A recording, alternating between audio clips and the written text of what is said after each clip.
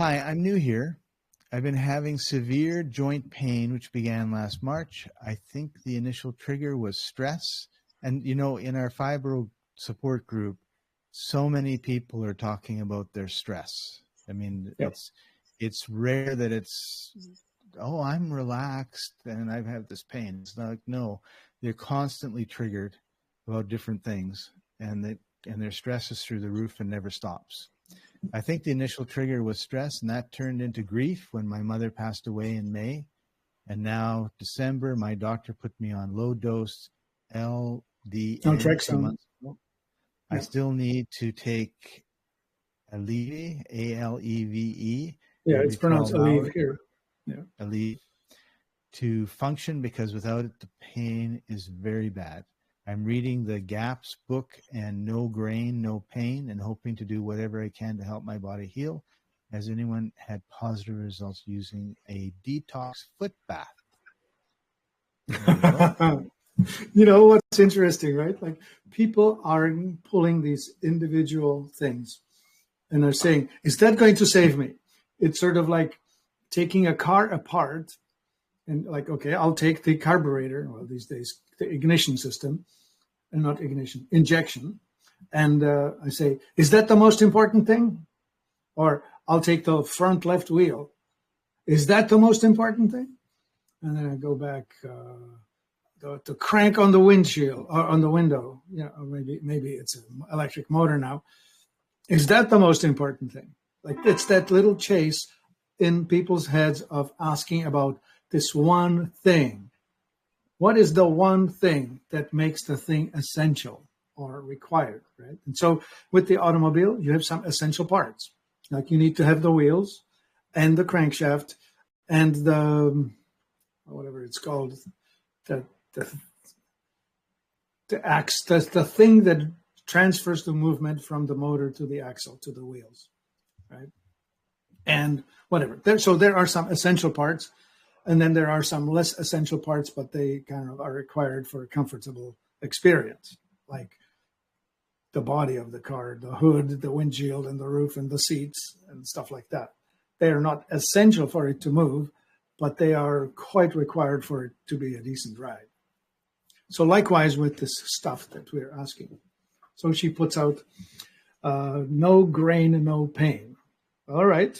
Yes, we know that high starch, which translate into high glucose diet, is problematic, because when you are burning at high intensity, you're going to cause fire damage. Let's call it that, right? Metabolic damage.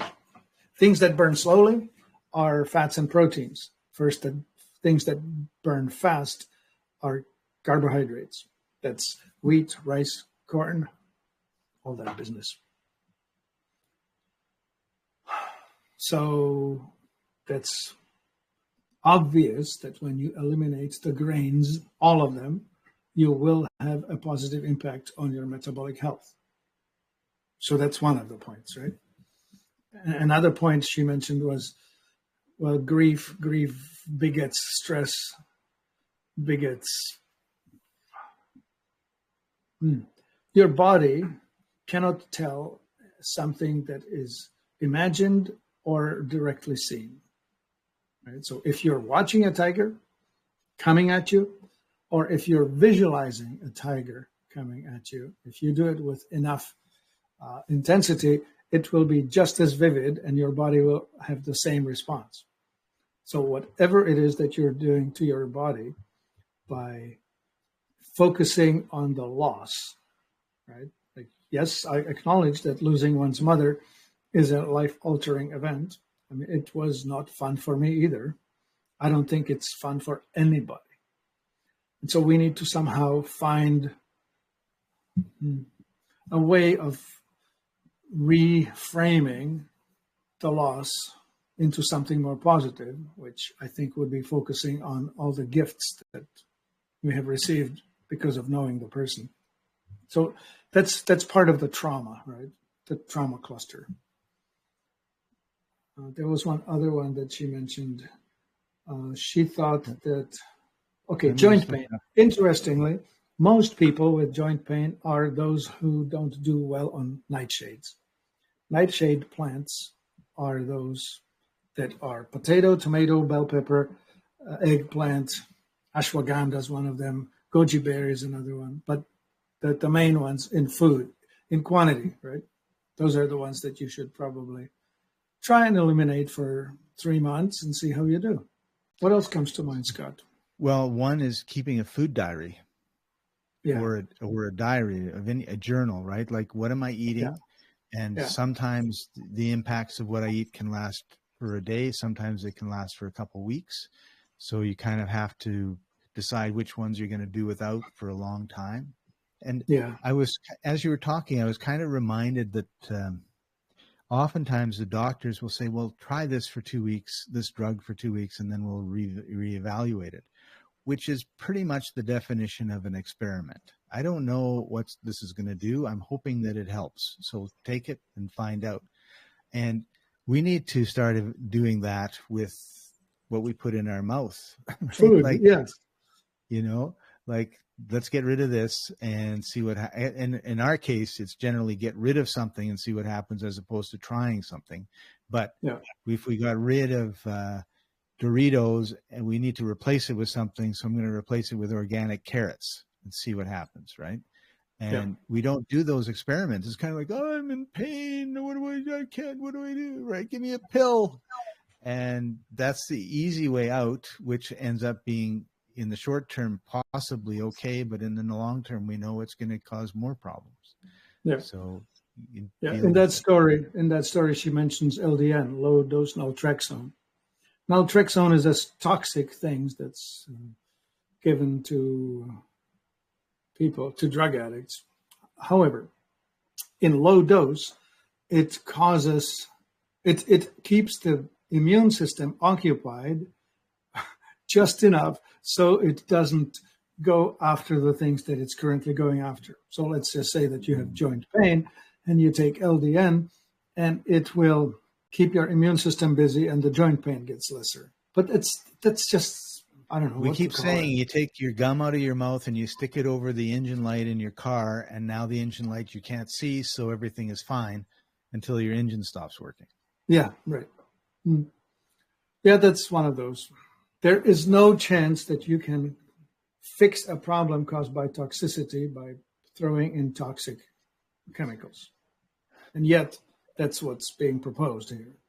Yes, with Right. throwing in the toxic chemicals, you will move the perception because you're messing around with the endocrine system, with the metabolic system, with the autonomic nervous system, whatever. You're messing around with it, and you will tilt the plane in some way so that whatever was up will go down.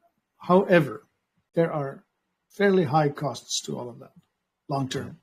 Like that Aleve that she mentioned, that side effect is liver and kidney damage. So how long do you want to put up with it? Not good. Right? We see a lot of liver problems and a lot of kidney issues that people have. Okay, so I should turn to a solution, right? The solution is not the one thing. I started with describing the car. You need to do all of it. And we are right back to toxicity, malnutrition, stagnation, and trauma. You could start with trauma. Go find yourself somebody who will help you with, I don't know, quantum healing or body talk or some such EFT, neuro-linguistic programming, some method other than talking therapy, other than psychotropic drugs. Or maybe, those. Don't buy antidepressants. That's not the ticket. You need to deal with the cause for the need for that. So that's one. Stagnation, need movement, both small and large, right? So you need bowel movement, you need breathing, you need water and urination. All of those things need to flow. And you also need to exercise to move your lymphatic system. You said something a few minutes ago, Martin, that I wanted to kind of emphasize, and that was around trauma and like emotional trauma and all this sort of thing. And it occurred to me that there's a lot of people that watch Netflix. Like, they come home from work, they just say they have some quick something to eat, they sit down in front of the couch and they turn on Netflix. And we don't think of that as traumatic experiences, but what you said is like every the mind, it takes things that are imaginary and turns them into, and the body doesn't know the difference. And if the body doesn't know the difference, and you're every night watching an hour of a horror show, or you're watching something that has intense emotions, or a crime thriller where people get shot, like people think, oh, I'm relaxing. Like, no, you're traumatizing yourself. So Scott, I just want to share, just butt in with this. My daughter turned on a story. It was Tolkien's Lord of the Rings or something like that movie, right? I watched it for maybe 10 minutes and I said, this is stressing my adrenals too much. I'm out. Like, it had scenes in it and the drama of it, and it was intense, and said, no, I'm not buying. I'm out. And the movie is popular, and that's whatever. Well, yeah, no, it's super popular. I love that movie. But when you think about like the scenes and people having their heads cut off and all these things, it's like, wow, like this is intense, and we're numb to the intenseness, which is why they always have to like outdo themselves. The Halloween horror movie version 10 is so much worse than version 1. Yeah, the Chainsaw Massacre, I tell you. Yeah. But even still, like in the Lord of the Rings, they had the battle scene where all these different creatures, awesome, horrendous looking things coming at you. I don't know. Yep. I just thought, I'm out. I don't need to push that much cortisol into my system. Thank you. Yeah. So, what are you watching on TV? Oh, I'm watching the news. Oh, so you're seeing things being blown up because there's wars, or, all this negative, you've got all this negative stuff. And then we minimize the impact of it. And then we wonder, like, why are we sick? Because our body is totally stressed out from all this stuff we're putting into it through our eyes and our ears, right? Yeah. I heard a really curious one the other day, which was that most of the mass murderers, school shooters in the United States were all avid players of, what is it called? Single something operator shooter, playing video games that involve just stepping into a room and having a weapon and just eliminating targets. All of them were avid players. Now, I'm not saying that every avid player of this becomes a mass murderer, but it correlated with that. And they're certainly desensitized to the idea of killing, right? Yeah. So that can't be good. Right. And so I don't know, should I order the games off the market? I don't know. I'm for free speech, but I'm also for people exercising their free will intelligently. Well, there's the word, intelligently, right? Like, you're playing these games, you're putting yourself right into the screen, shooting people.